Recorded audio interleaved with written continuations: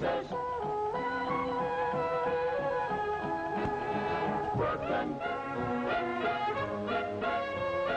Just Brooklyn and heaven. Before you learn your ABCs, you learn that good things happen in threes like Texas, Brooklyn, And heaven.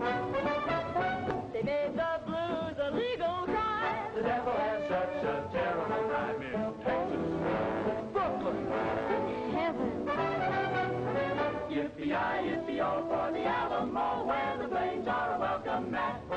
Yippee-yo, yippee-yi for the lucky guy who hangs his hat in a flatbush flat. You wanna meet an angel face, my angels live all over the place in Texas, Brooklyn, and heaven.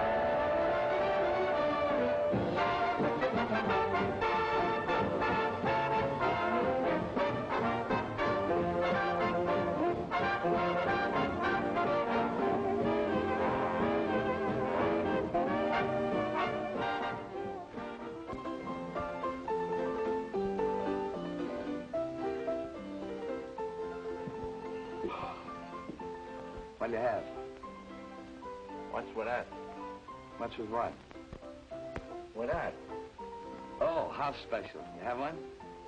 Yeah. I'll have the fourth one. Funny fella, huh? With or without? With or without what? The story. As long? Depends on how many you drink. Okay. Start mixing. I'm gonna work my way up to that free one. Hey, Mike. Why Texas Golden Horse?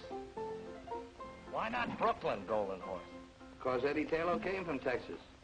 Dallas, Texas. This is Dallas, Texas. Dallas,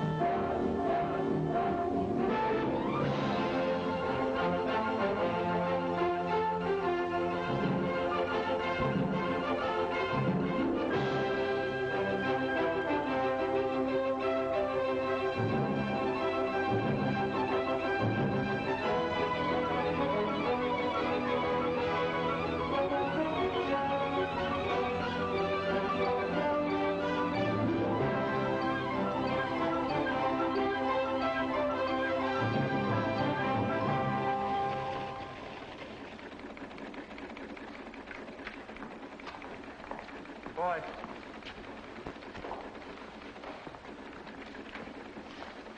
Copy.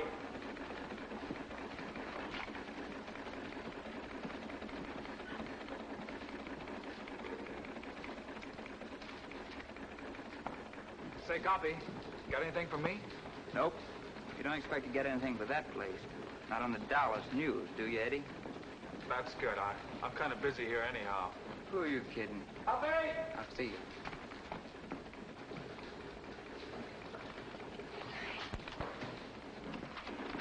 Give this to Tayloe. It might interest him. Yes, sir. Copy. Got something for you. Yeah, for me? San Angelo's your hometown, isn't it? Yeah. Got a story here, just came in. About old T.X. Tayloe. Any relation of yours? My grandfather. Says here he's dead.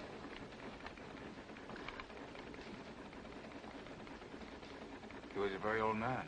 Left an inheritance, huh? Yeah. His own private money belt and a couple of 1875 Colt revolvers. Well, he remembered me. I'd forgotten him. Seems he didn't believe in banks, so he left me $6,000 in cash in his money belt. Copy. I'll see you.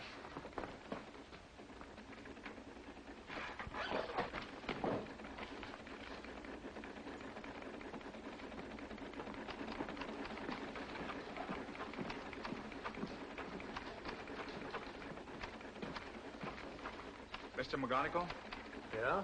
this is my last day here. Quitting? Since the first day I came here 3 years ago, I've been waiting until I had enough money to do what I really want to do. Money? Your grandfather left you $6,000, not 60. That's enough. What are you going to do with this enormous fortune?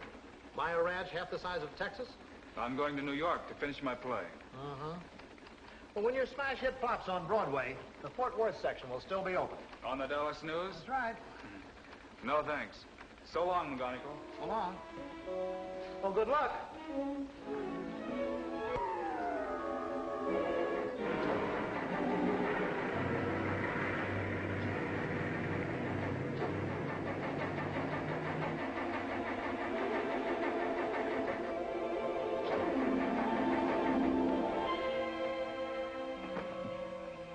Eddie got off to a swell start. 26 miles out of Dallas, he had car trouble. But if there had been no car trouble... Say, mister, would you give me a lift, please? I'm not very heavy. Where did you come from?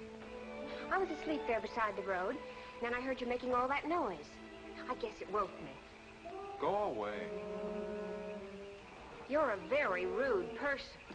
You're not a nice girl. Out on the highway this time of the night. There's nothing nice about you either, not a single iota. It so happens I'm running away from home. Some people do it in style, some have to do it my way. So for your information, I am a nice girl. And now if you'll excuse me, good night.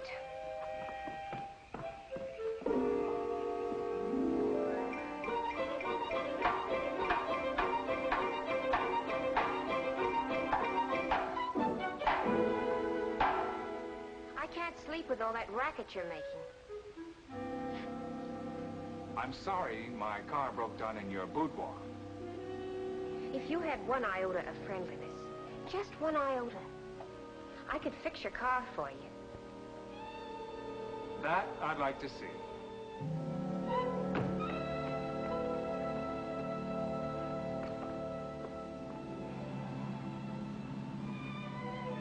Thanks for fixing my car. You've already said that 4 times. I'm only trying to make conversation. Please don't exert yourself. I'm sure it must be very exhausting for you to try to be nice. I'm a fellow who's always been alone. Even when I work with others, I'm still alone. I'm not used to helping or being helped.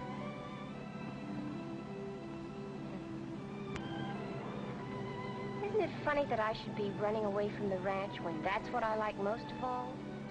What ranch? Oh, didn't I tell you? It's the family ranch in Texas. It's just outside of Calinimo City, and it covers about 115,000 acres. And you should see the horses we have. 2,800 of them, not counting the wild mares and their foals. Look, miss, I know Calinimo City pretty well. There isn't a horse ranch within 200 miles of that place, and we both know it. Yeah, but if there was such a place, wouldn't it be wonderful? What are you really running away from? A gasoline station. That's why I know so much about cars. My brother and I ran it till he got married, and then when his wife moved in, I felt sort of unnecessary. You know, like I was crowding the place.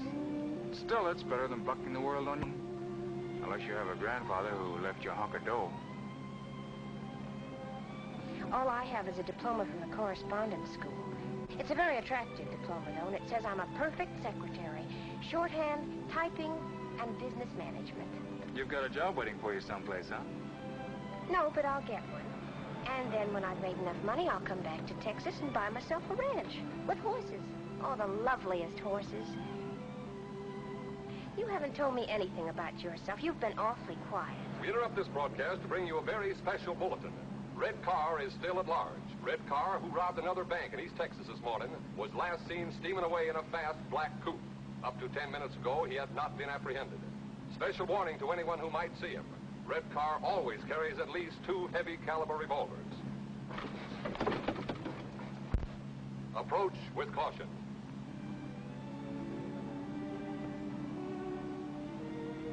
What kind of work do you do? Well, I'm going to New York to write a play. You still haven't told me your name, or would you rather not? Tayloe. Eddie Tayloe. How do you spell the Tayloe? T-A-Y-L-O-E. My name is Perry Dunklin. I spell the Dunklin. D-U-N-K. Watch out!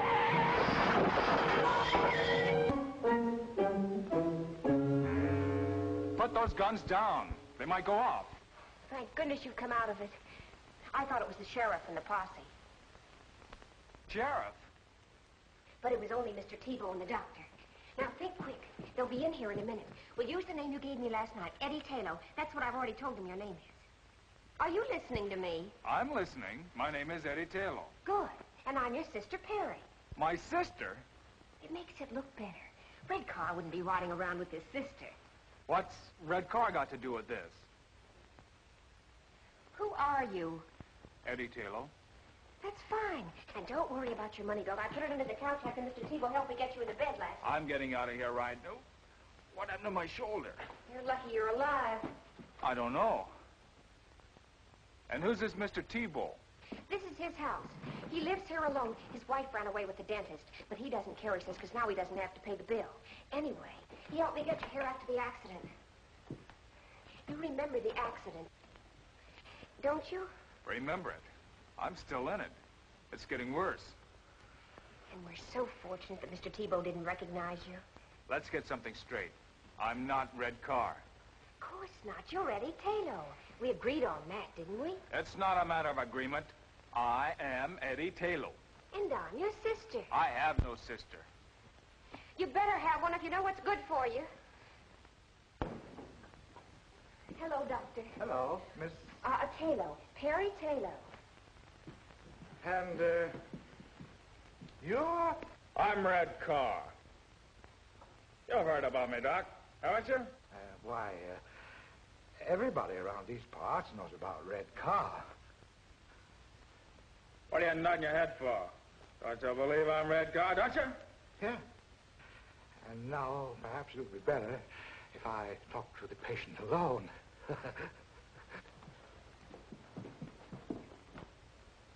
It's his left shoulder, Doctor. We'll know soon enough. I'll call you if I need you. Try to behave. Get in touch with the rest of the mob. Tell them to lay low until the heat's off. Oh! You got a good buy in this car, Eddie. You did the buying. 400 miles and the motor sounds like a hummingbird. You still getting off at Birmingham? Sure, if your shoulder's okay. Why don't you stay with me or is that too big for you? I hadn't figured on New York. Why not make it New York? It's about time somebody like you went there and changed the place. Well, I don't know. Perry, Yes? my shoulder doesn't bother me anymore. It hasn't hurt me for the last 2 days. I didn't say anything because, well, what I mean is, you're a good driver. You mustn't fall in love with me. Who said anything It would about... spoil everything. What makes you think I give up? You must admit there's always the possibility that you might want for us to become sweethearts. You admit that possibility? True? Well, you must fight that possibility. It'll be a struggle. A love affair at this time would interfere with my plans. You see, Eddie, I've always lived in a world of, well, call it make-believe. But one thing is a reality. I have a great capacity for love. For people. For all kinds of people. Oh, I could fall in love, but that would be selfish of me. I feel I sort of owe it to those people to kind of ration out my affections. So that's why you must deny yourself the prospect of loving me. When the time comes that I feel I've done all I can do for others, when that time comes, then perhaps we can sit down and talk things over. Goody. I don't care whether you're laughing at me or not. That's the way I feel about everything, and this is the first time I've had an opportunity to do anything about it. So please, be strong, show character, and don't fall in love with me. Perry, Yes? do me a favor. Good. Shut up.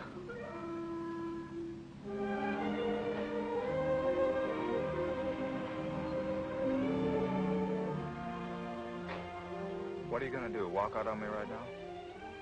You said your shoulder's okay? Well, I'm a little tired. You drive for a while. After all, it's a long way to New York.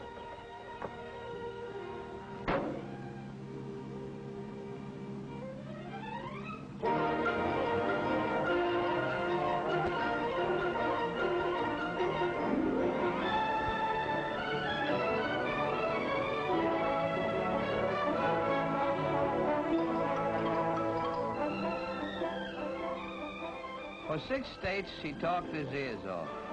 Of course, Perry knew he wasn't Red Car. But she kept up her act just for the fun of watching him blow his top. And all the time, he didn't know that she was giving him the needle. It's funny how some gals know just when to use reversed English.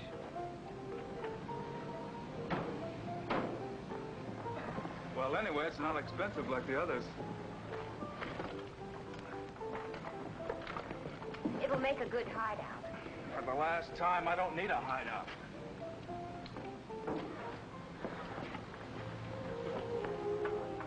Well, goodbye.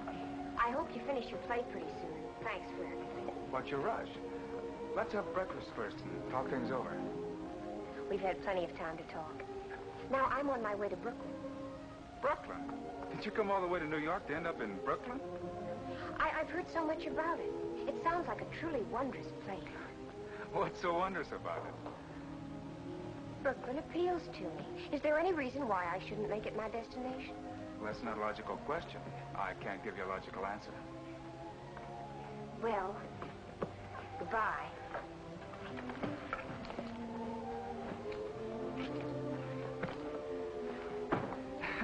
I hate to see you rush off like that. Eddie, you're being romantic. I give up. In plain and simple language, goodbye. Will you get in touch with me when you get settled? All right, Eddie.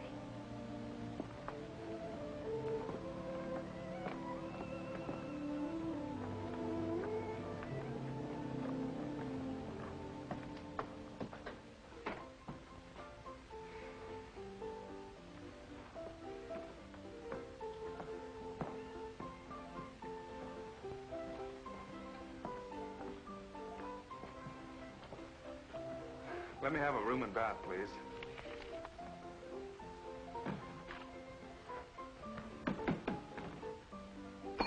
Hey. 105.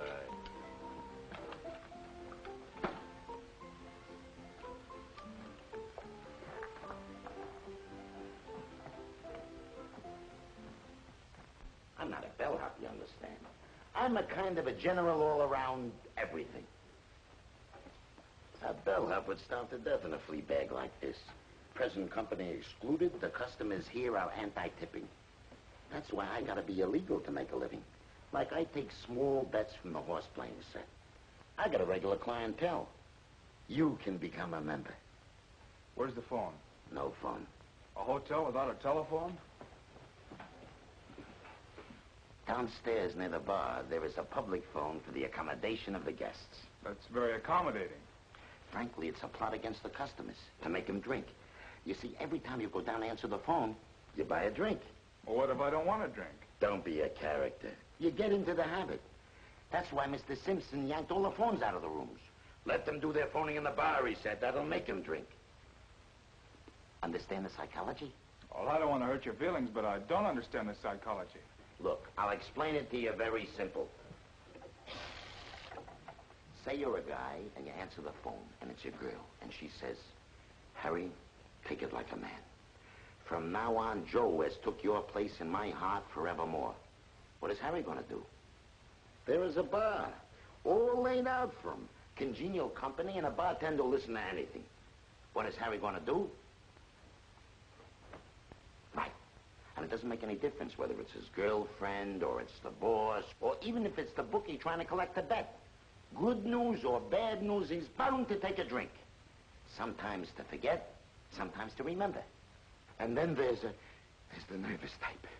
He's got to have a drink before he answers the phone. This type... Maybe you don't have to work, but I do. A writer. Do you mind? A regular character. If anybody calls you... Nobody's going to call me. But if I get a call from Brooklyn, and it's a girl, nobody's going to call me. But if anybody does, I'll come up and get you. You don't have to worry about tipping me. I make my money illegal but legitimate. Only, I got to figure you out first. Yes? Yes. We'll do everything we possibly can. Goodbye. And now, Miss Tayloe, what kind of room would you like and what district? You know the YWCA may not be able to find it for you. I'd like to live in the loft of a stable. A stable. Did you say you wanted to live in a stable? Yes, please. If it isn't too much trouble. You're aware that there might be horses in that stable? Oh, yes, of course. I'd favor a stable with horses in it. But if you can't find one with a horse in it, I'd still favor a stable, even if it was empty. Oh, well, now that makes it much simpler. I hoped that I would be able to find such a place here. After all, this is Brooklyn, so naturally... Oh, yes, naturally. Naturally.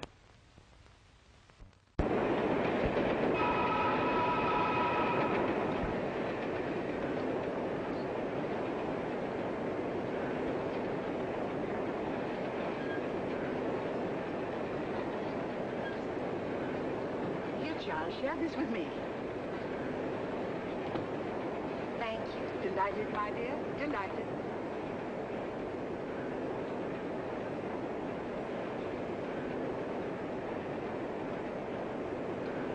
Is anything wrong? There's nothing, my dear. See, nothing of it. It's an allergy that I've developed ever since coming up north. I don't know what it is, and I've been to dozens of doctors.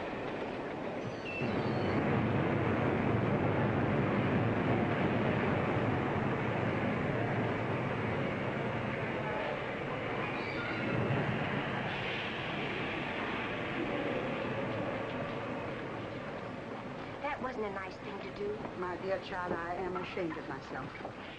You'd never think I used to be able to empty a purse with a hand as light as a goose feather. You could have asked. I ask no one. And anyway, with my police record, I shouldn't even be seen on the streets. By the way, honey, before you call the coppers, would you treat me to a meal, a mere gesture? And I promised not to run away. I couldn't,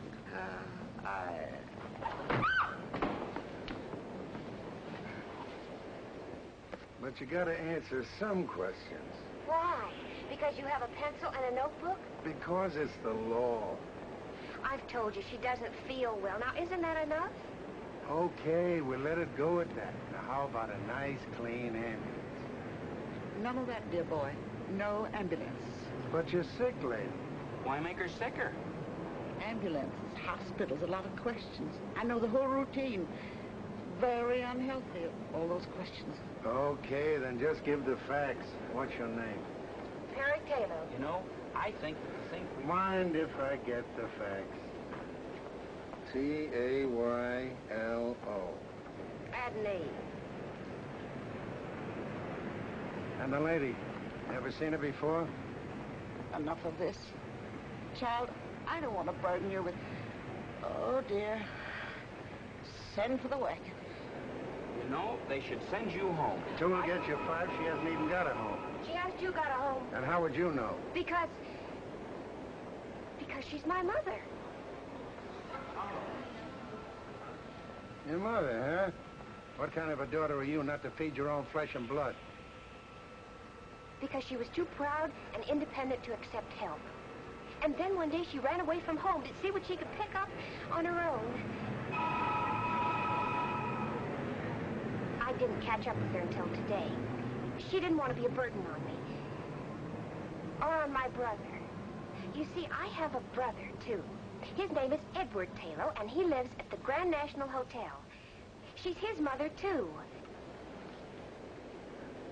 Now, that makes everything fine, doesn't it? Okay, you're going to take her home with you and take care of her? Of course. And your address, Grand National? No, it's 9006 Flatbush Place. Not the house itself, the stable. 9006 Flatbush Place. Now you're doing the right thing. And where do you live? Oh, I don't want to get mixed up in this. I was just waiting for a downtown express, but I'll take a local.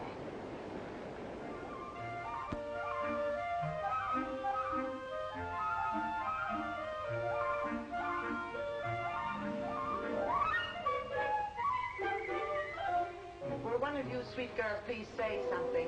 My daughter and I have answered all of your questions. How much longer do we have to stand here? Maybe they don't want us to rent the stable off. We do. You appear to be satisfactory. You don't drink, you don't smoke. And you're not given to entertaining gentlemen callers. Very satisfactory. Then we can have it? Yes. We'll show it to you.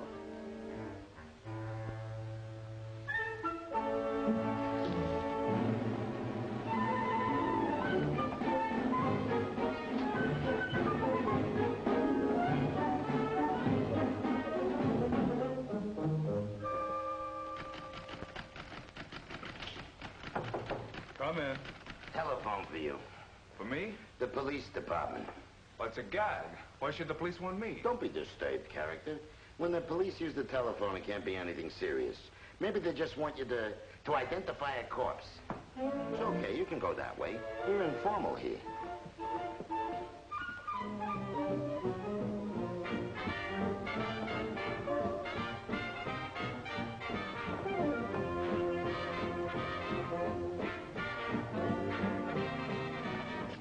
Hello? Yes? Well, this is Eddie Tayloe speaking. My mother? Well, if my sister Perry told you that, you can take her word for it. Yes, sir. I'll see to it that my mother is properly fed from now on.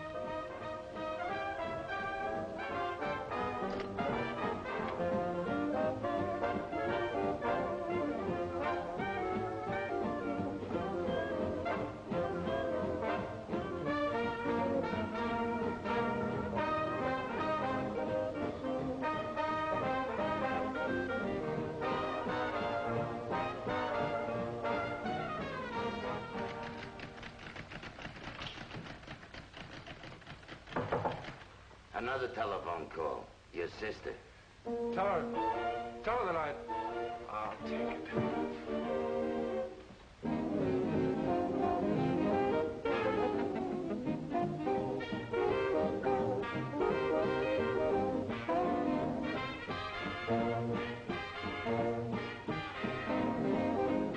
Hello. Now, let Perry, Yes, the police call me. No, they didn't fingerprint me.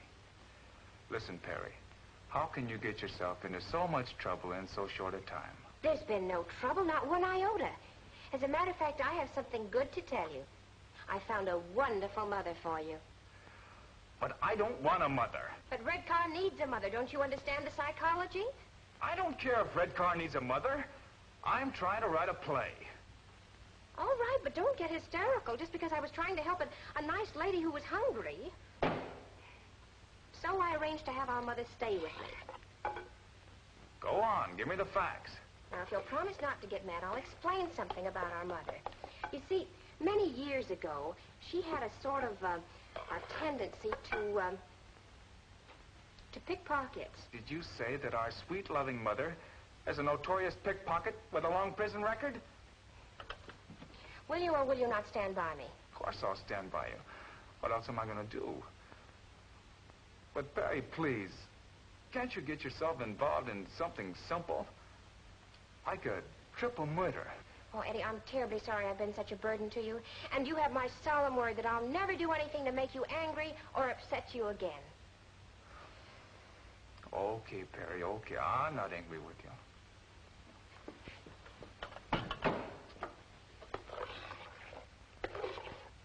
Hello? Hello, Perry? Perry? Hello? Hello?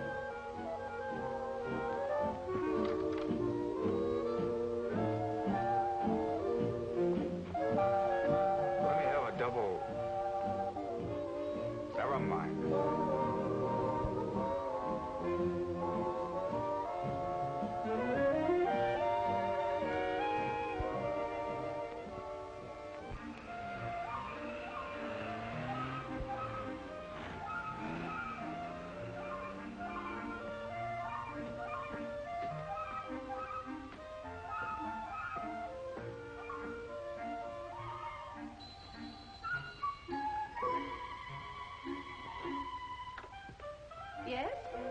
I'm Eddie Tayloe. I'm expected, I believe.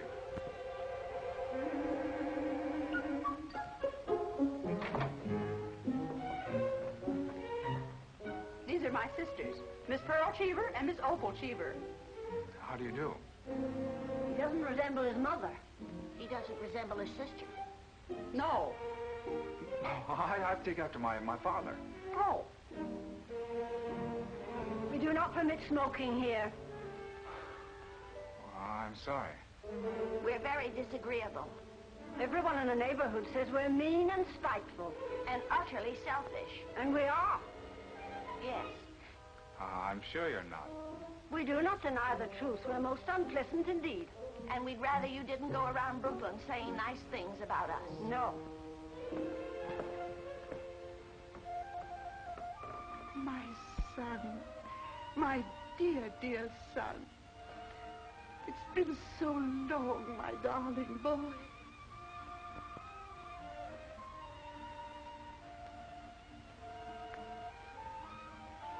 You may use the sitting room. Thank you, dear girls. Come along, my sweet. Remember, no smoking.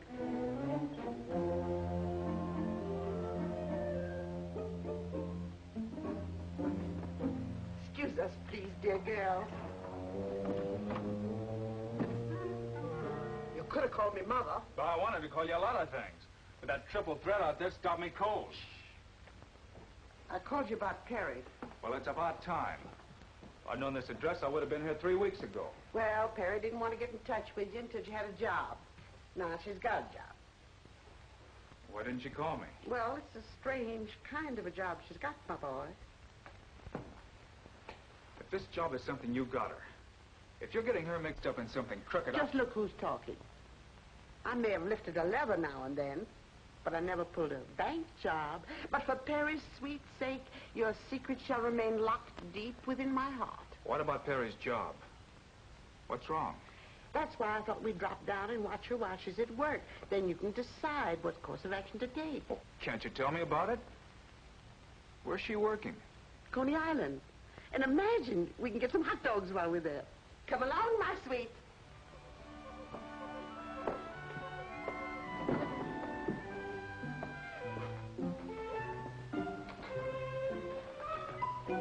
What time will you be back, Mrs. Tayloe? Oh, in an hour or 2 or 3. And thanks for a most unpleasant time. You must come again, Mr. Tayloe. Oh, I will. Anytime I want to get depressed.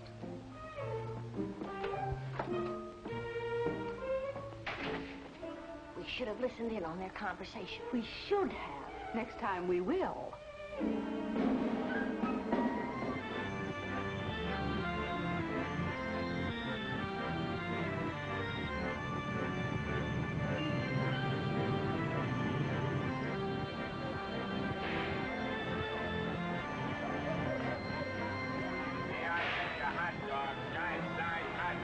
Coney Island special, 12 inches from head to toe. I'll have one.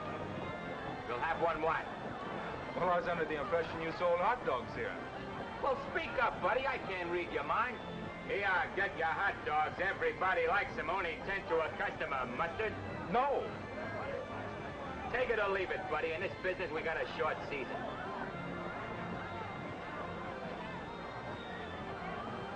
Excuse me, sir. I didn't mean to offend you. Oh, the Park Avenue type. Here, get your Coney Island hot dogs. Sweetheart, everybody eats them. Everybody likes them. But I told you I didn't want another hot dog. Well, don't eat it. I'm just trying to keep both your hands occupied. Here, hold these for me a minute. Excuse me. Excuse me. Excuse me. I know that little guy. He didn't recognize me, but I spotted him right away. He's called Doc because he looks like a nerve specialist. One of the smoothest operators in the profession. Your profession? Uh-huh. By the way, you better look and see if you still got your wallet.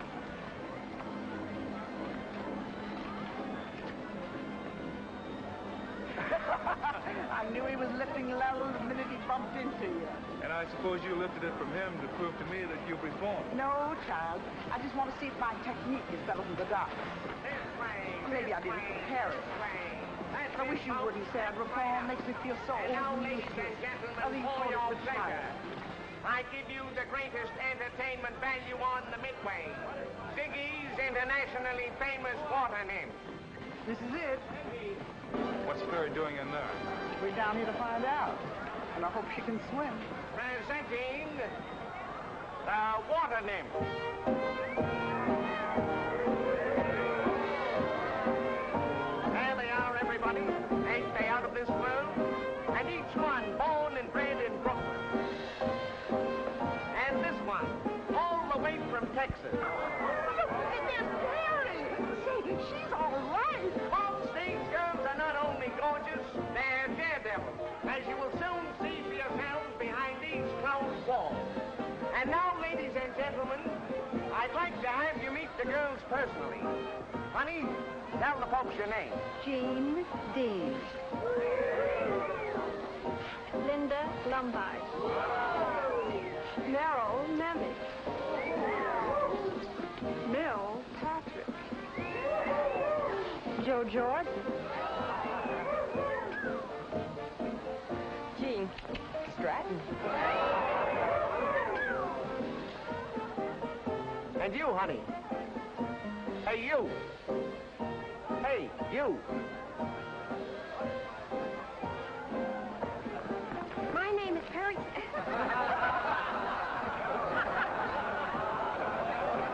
My name is Perry Tayloe.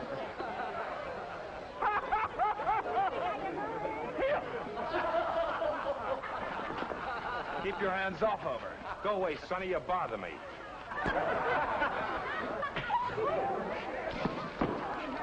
Right down this way, folks. Come on down. Right down this way. The biggest show on the Midway. Come on down, folks. The biggest show on the Midway. The show is going on now. Right this way, folks. The biggest show on the Midway. See the fire eater, folks. Come on down. Right down this way, folks. Come on down this way. Chief of Jumbo's a beautiful Chinese temple dancer. Tickets right this way, folks. Go right in. Right over this way, folks. Get your tickets.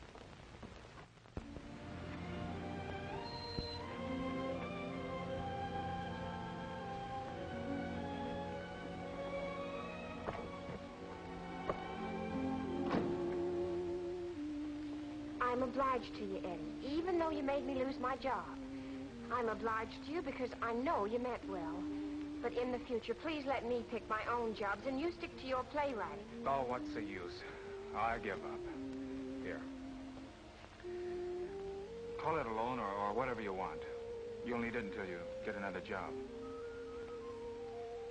Well, thank you, but I'm not looking for charity. Good night. Hey, mother of mine. Here, you try to give it to her. Well, she said she didn't want it. I know, but you're slick enough to figure out a way of getting it to her. Or are you going to get high-hat on me, too? Frankly, yes. We, and I speak for my daughter and myself, want no further interference from you.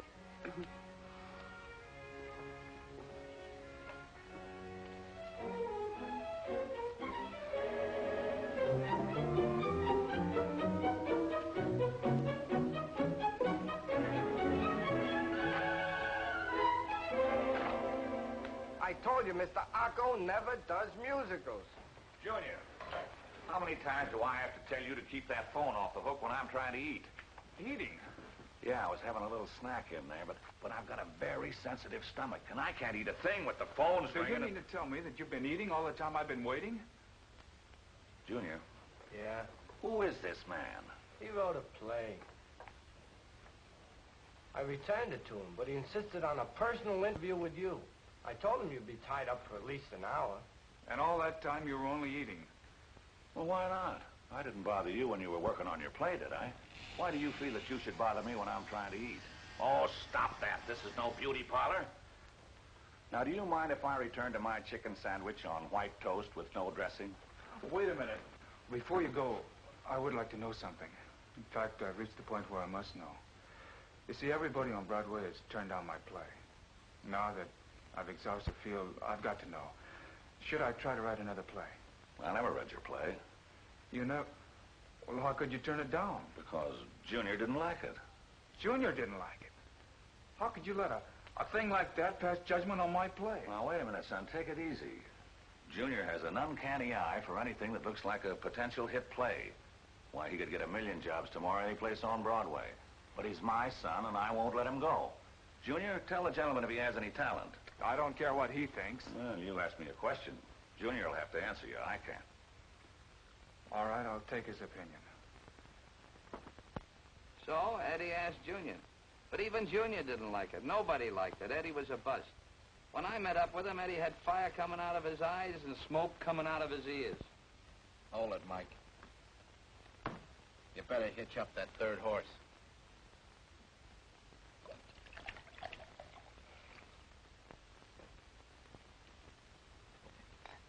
What's more? What's more with what? What's more with the story? How many times does that horse have to kick me before I get the end? So far, pal, you've only been riding side saddle. Now we really go places, because here's where I met up with Eddie. You remember the bellhop? Well, Eddie tried to pass that bar once too often. It was the night that Joe was sick and had asked me to stand in for him. Bartender. Bart. Good evening. Sorry to keep you waiting. I was just getting ready to close up. Okay, what do you have? Poison. What kind of a chaser? Don't be a comedian. Give me a bourbon and water. Bourbon and water.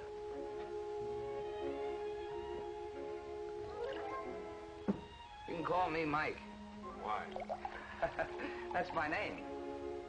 Oh.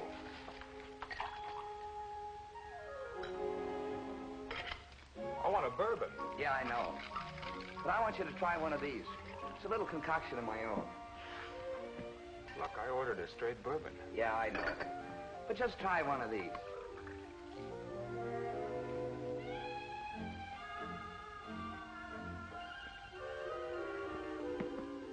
Now, can I have a straight bourbon?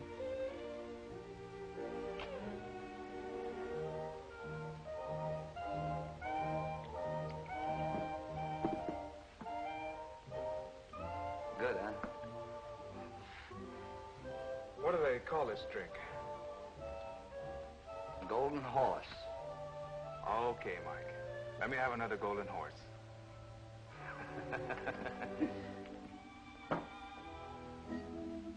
You're new around here, aren't you, Mike? You're new around here.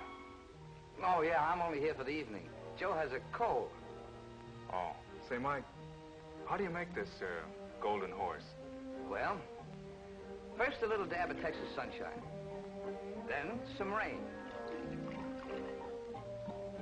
A little hail. Gotta have some hail.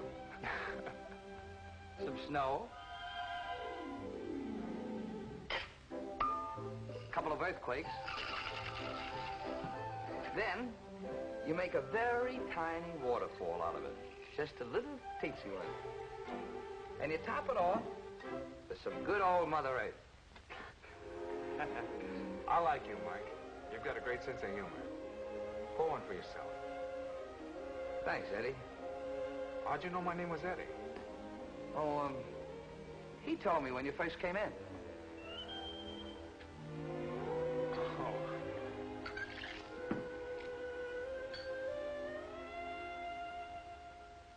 Eddie really tied one on that night. 6 hours and 12 bars later, I got the whole story. How he cost Perry a job and how he was the world's worst playwright. Along with it, I got the idea that there might be something I could do for these kids. The smart thing first. Got Eddie sobered up the easy way. Flat on his back in Prospect Park.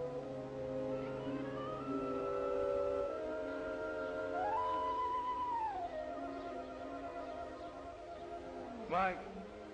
Mike? How is it, Eddie? New world's record for a hangover.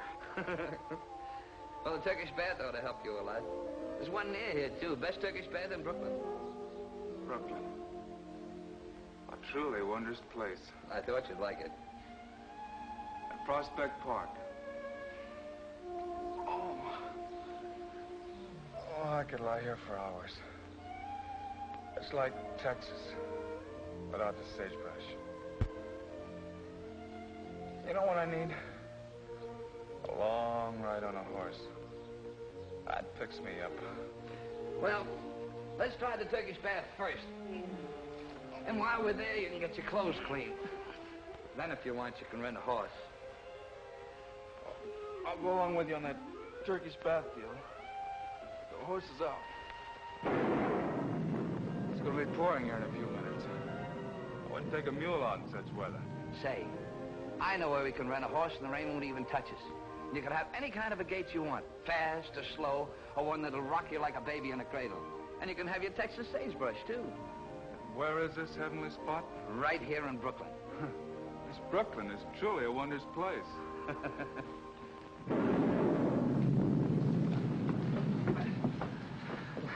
The Turkish bath was one thing, but this I don't believe. Here I get to ride a horse through sagebrush? Come on, Eddie. So I took him to Mr. Gaboulian's riding academy. It was strictly out of this world, and that included Mr. Gaboulian. He was a whacked-up guy, a fugitive from Ripley. Wow. What is it, a zoo? Mike, you're a man of your word. It's all here. But I'm wondering if I am. Well, it was a place a man could go when he got fed up working 9 to 5.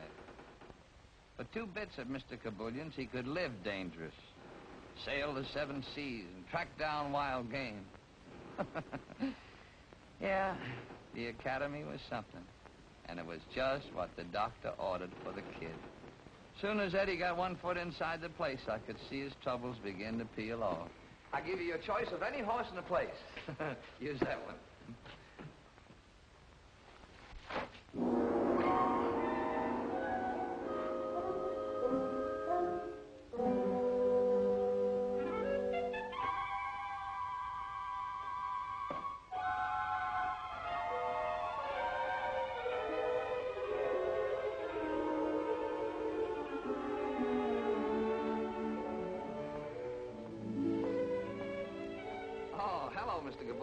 Sorry to disturb you.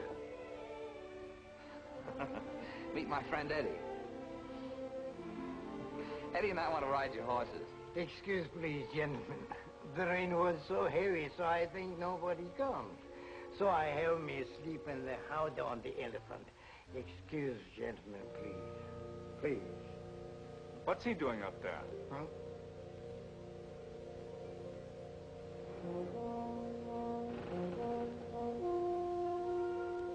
That's Captain Lars Jean. He was a real skipper once.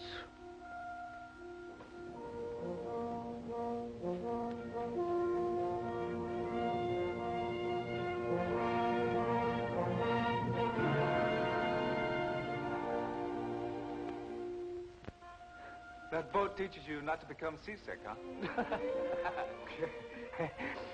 I guess so.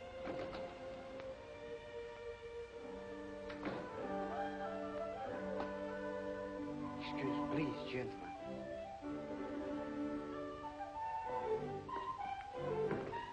Boy, I've seen some gems in my life. This is really a beaut. Good afternoon, Mr. McWhirter. Good day to you. It's a miserable day out. Oh, sure. It's good that you are here.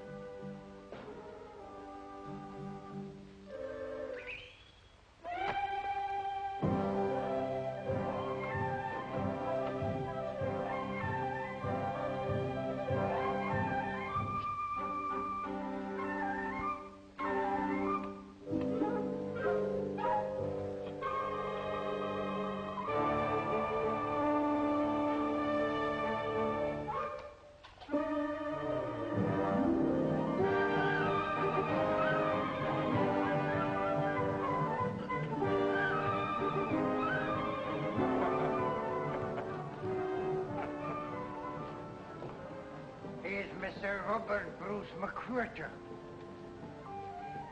He owns a nice bird store on Fulton Street. So every day he rides the camel.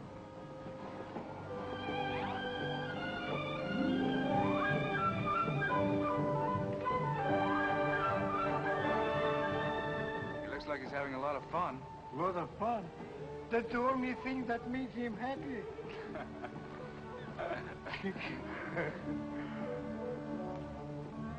Now, this is to start. When you like it fast, move forward. Boy, Perry would really love this. She'd go crazy for this machine. Hey, Mike, look at me. I'm trying to cross West Texas. Come on. Go ahead. Oh, you're good.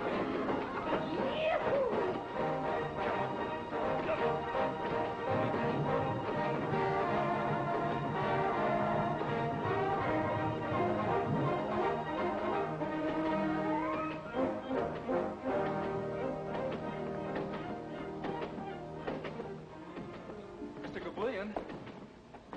Yes? I want to make you a business proposition. You see, I want you to hire a young girl to help you run this place. maybe I better wash my face. My eyes, maybe they are open, but my mind is asleep. Excuse me, please. Mr. Gabulian. Yes? She'd be wonderful for you. She loves horses, and she could fix any mechanical gadget in case something should go wrong. You make a joke. Excuse me, please. Mr. Gabulian. And yes? I mean it most seriously. She would be a real help. Help me what, sir, please? Help me not to see a customer? Help me not to pay the rent? Help me not eat like a man should eat? Help me that way, mister? No, it's not right. You shouldn't make fun of me. Excuse me. I go back to sleep. Mr. Gabulian. Yes. I know you can't afford it. So I'll give you her salary every week, and then you can pay her. Or in other words, she'll be getting the job on her own. Understand? Why should I go back to sleep? I stand here and I sleep already. Don't you see? This girl needs a job. And I want her to have this one, here. You'll have someone to help you. And it'll cost you nothing. It will cost me nothing? Absolutely nothing. I'll even pay for the ad in the paper. Wanted. Young girl from Texas. Must know and love all kinds of horses. Must be honor graduate of correspondence course. Now remember, the only one you hire is Perry Tayloe. Perry Tayloe? I'll write it all out for you later. What have you got to lose? Just think, Mr. Gabulian, you can sleep as much as you want. I think it over. What is there to think about? Nothing. Only it makes it sound like better business. So I think it over for a minute, please. Then I give you my answer, which will be yes. Swell. Now, we each put in a nickel to begin with.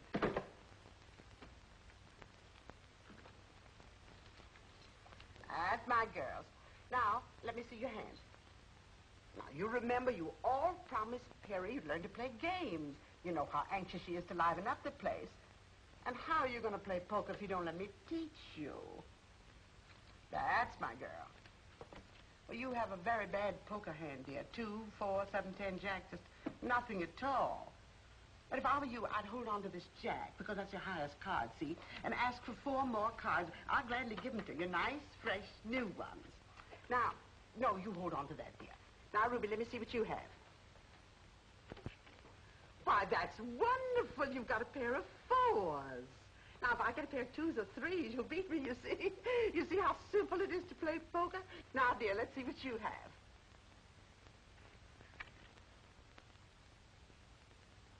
Oh. Well, you have a very good hand, dear. 3 queens and a pair of aces. Very good hand indeed. Poker, one must always try to improve one's hand. So, I'll draw away these 2 aces. And try to buy another queen, because 4 queens, you see, would give you a perfectly lovely hand. Now, we'll each put in another nickel in order to buy fresh cards. Come along. Oh, how I wish Perry were here to see you at play. Now, 3 for you. 1, 2, 3. And 2 for you. 1, 2. And 4 for you. 1, 2, 3, 4. Now, I'm not taking anything. That's what's called standing pat. Now, We'll all show our hands in order to see who's won. Well, now, come, girls. If we don't show our hands, how are we going to know who's the lucky girl? And the lucky one wins all the money in the center of the table. Now, I have a straight. 5, 6, 7, 8, 9. Now, you remember what I told you about a straight? I'm going to be awfully hard to beat. Awfully hard. But that's the game of poker for you. That's what makes it so terribly exciting. Now, let's see, dearest, what you have. Come along. Oh, you poor, unlucky thing. I haven't got anything. Not even a pair. Now, let's see what you have, dear. Well, you still have only a pair of 4s. That doesn't beat a straight. Now, dearest, let's see what you have.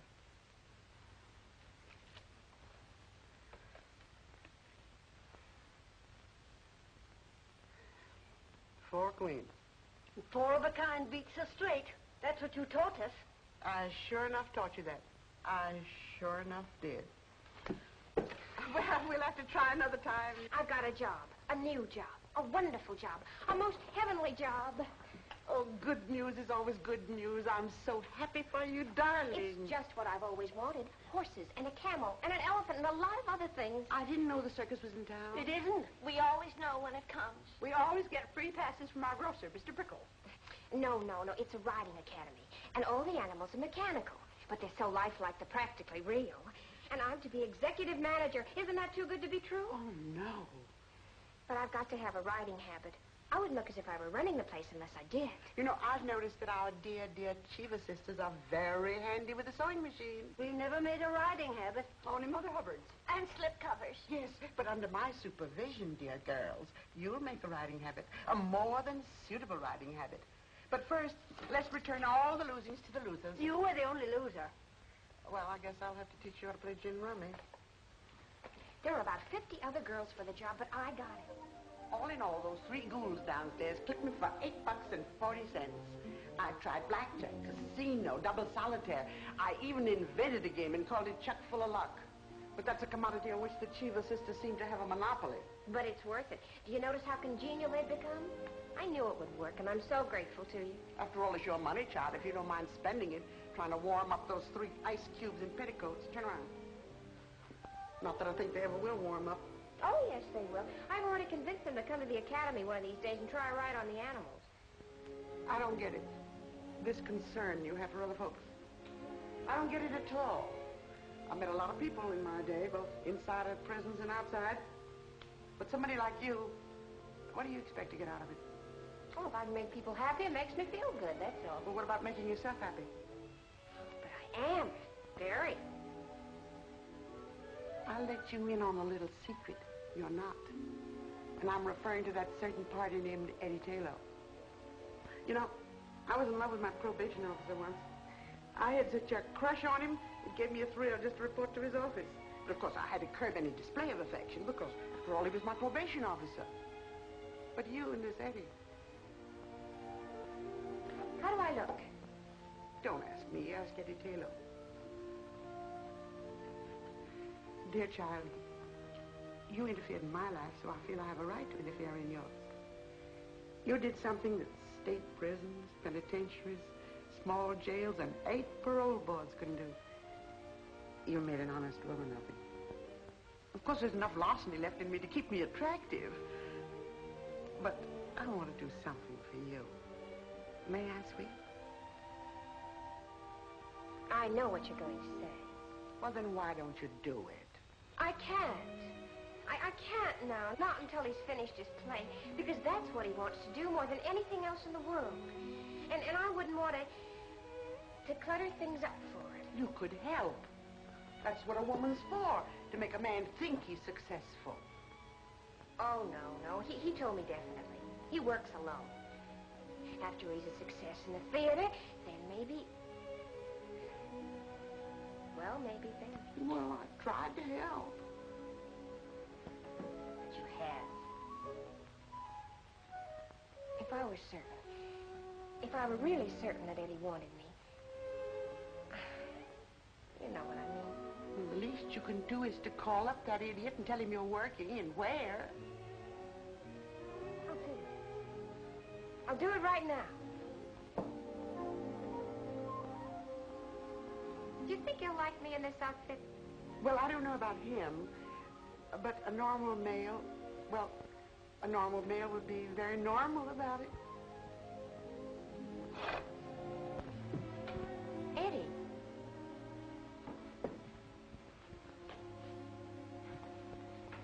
I took the liberty of coming here. You don't have to apologize for visiting me. I'm not apologizing. I came to say goodbye. Goodbye? You mean like farewell? I've been wanting to say farewell to everyone. To you, to Mike, except Mike isn't around. So, farewell, Perry. Farewell, Eddie. And goodbye. They turned down your play. And you're giving up? That's not right. You've got to have faith. Particularly in yourself. Faith? Yes, faith. And don't make it sound like some cheap commodity flooding the market. I didn't come here to argue, Perry. Let's part as friends. Now we're parting? After I say goodbye, I guess the next step is for us to part. How do you go about it?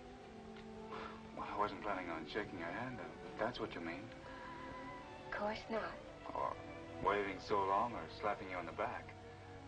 No. That would be in bad taste.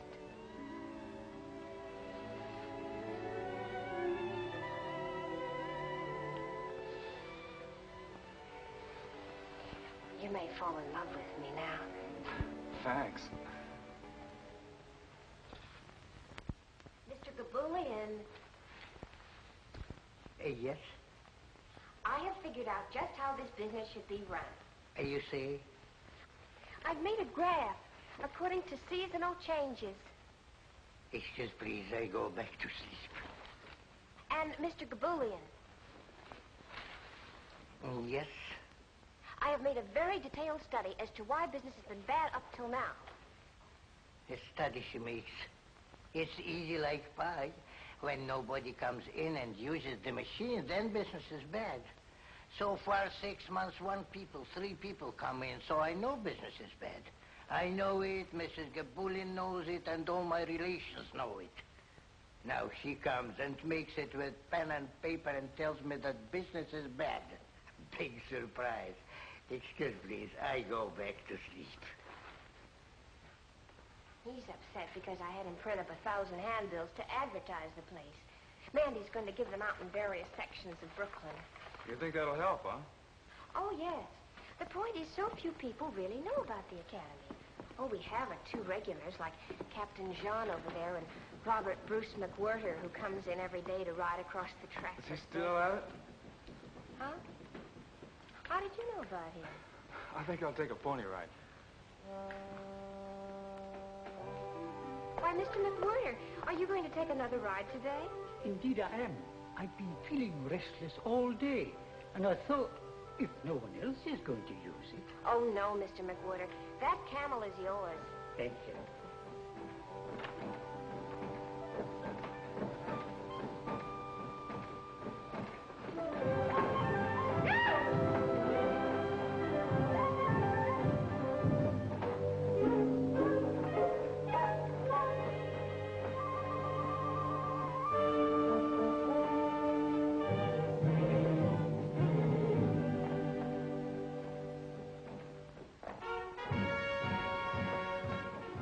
Just brought you 3 more customers.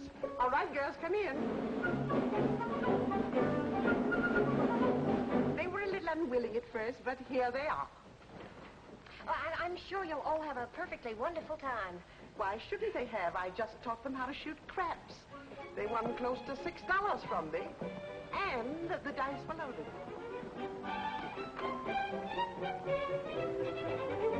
May I offer you the finest horses in the stable? Oh, two girls take this one. Have them, Manny? Thank you, Adam. You didn't help her. It's cheaper. Come on over. Stirrup. Up you go. There we are. Fun. What did I just hear?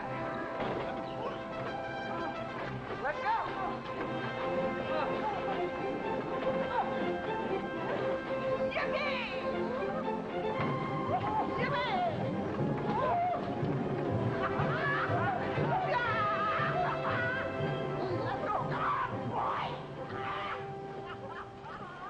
Wouldn't it be wonderful if we could have business like this every day, all day long? Then you'd be completely happy, huh? Almost, Eddie. If only Gabulian would change the name of the place. Yeah, that's a good idea. I've got a name for you. The Golden Horse Academy. The Golden Horse Academy. It's perfect. It'd be a good name for a ranch, too. Let's figure it out.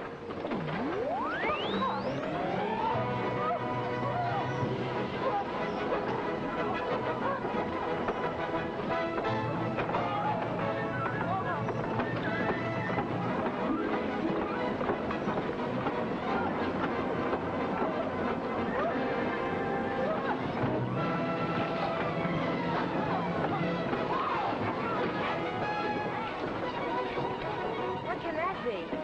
Maybe they're using too much juice. It could be an overload. You do something. You hear me, Mr. Gabulian? You do something right now.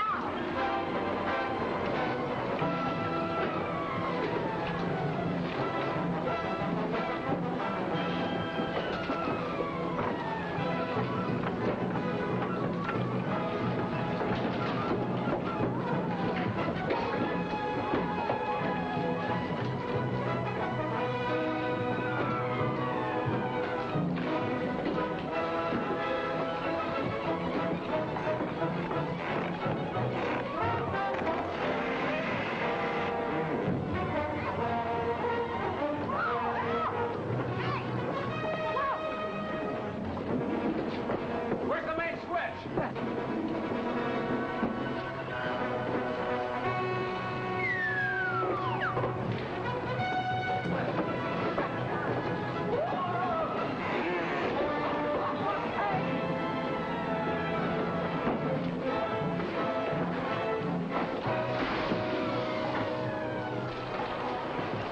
Ahoy! The main switch. Tell me where it is. The switch. The master!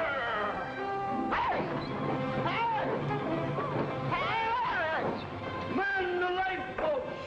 You landlubber scum of the wharfings! Heading for Davy Jones' locker!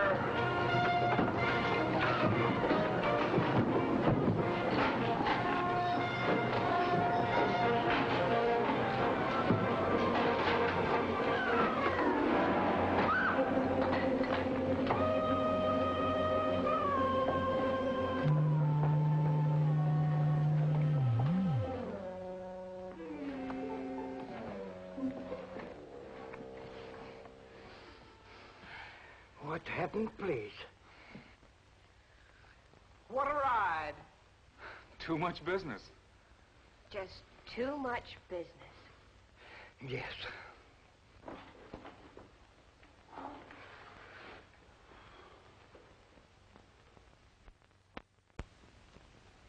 You still riding with me? Leave us have no small talk now. You better get that horse going again. Mm-hmm.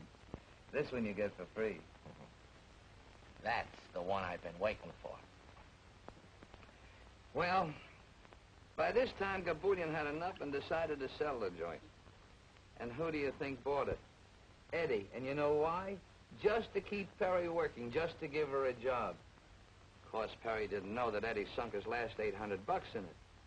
Eddie and I figured that this Academy deal would clear up everything. But the place just didn't seem to catch on. Even with Perry running it and with all the faith she had in it. Christmas Eve came along, and Eddie and Perry were only 2 jumps ahead of the sheriff. Say, what do you think could be happening up there at 11 p.m.? That's Gabullion's place, isn't it? Used to be. It's been called the Golden Horse Academy the past couple of weeks. Think maybe they're having a Christmas party up there?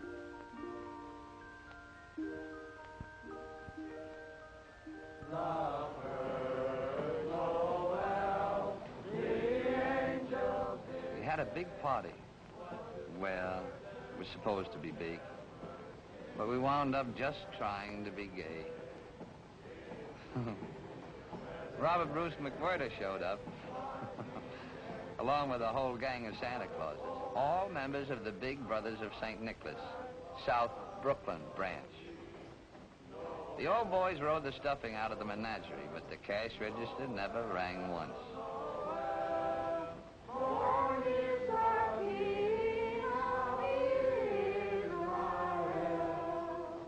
Then Officer Comedy came in. Well, Merry Christmas, Marcus.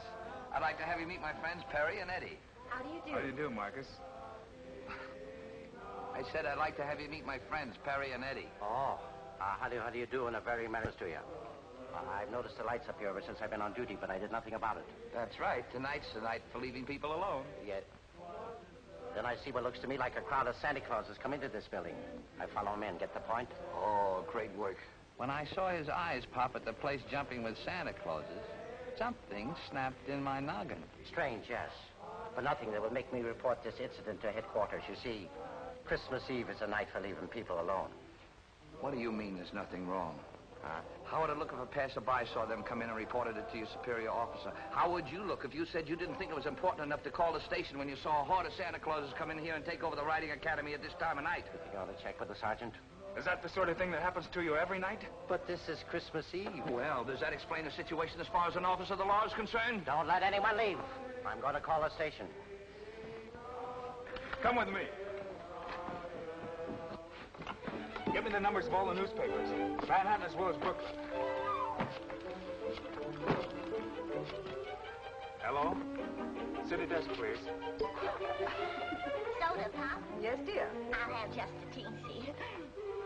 Well, really, girls, there's a limit to how far we can go. Why? I don't know. Yes. Well, just a few.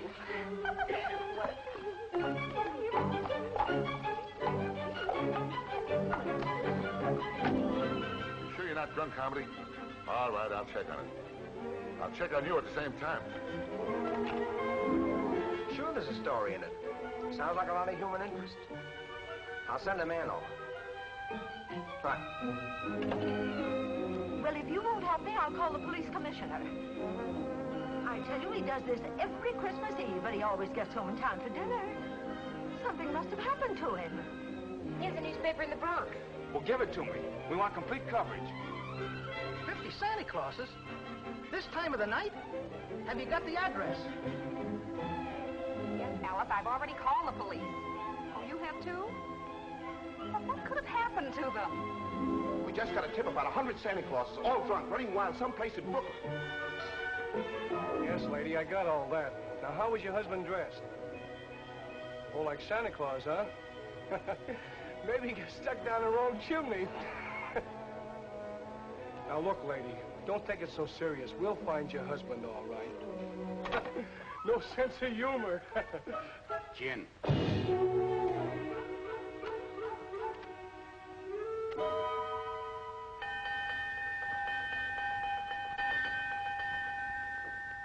Now, listen to me. Listen to me, all of you. Your wives and your children, your friends and your neighbors, burning up the telephone wires, asking if any of you is behind bars at the police station, or lying all torn to pieces on a hospital bed, or stretched stone dead on a cold slab in the morgue. Well, are you? No, I got a list of names to check on. You lads are going home right away. Big smile now. Oh, come on, bigger than that. There we are. You know, with this publicity and everything, you have here a pretty valuable piece of property. Well, Cheever sisters want to buy it. What do you think, Perry? We could always use the money to buy a ranch. In Texas, perhaps. I merely offer it as a suggestion.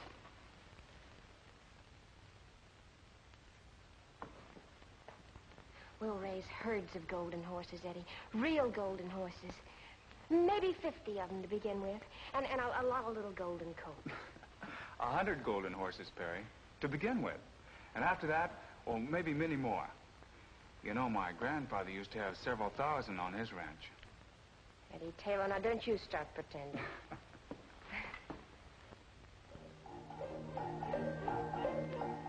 And so Eddie and Perry got their ranch, which is what they both wanted all the time.